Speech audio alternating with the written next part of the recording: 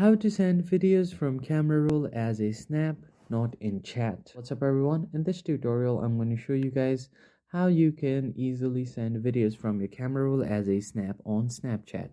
First thing first, you need to open up your Snapchat, and what you need to do first is take a video like this. So you are just on to your shutter button, and once you do that, all you need to do now is go ahead and tap on this plus icon right here, and here you will see the import media button. Just click on it to import any media from your gallery. So here is a picture that I want to import. You can also import a video if you want, and then tap on this OK button. Now you just want to head over to the first video that you just took, and tap on this delete clip.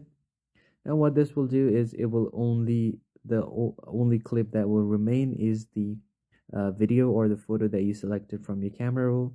Tap on preview and then tap on send to, and you can send this to everyone like this, and tap on send, and it will be as a snap and not a chat. So that's pretty much it. If you found this helpful, hit like, share, and subscribe. I'll see you on the next one.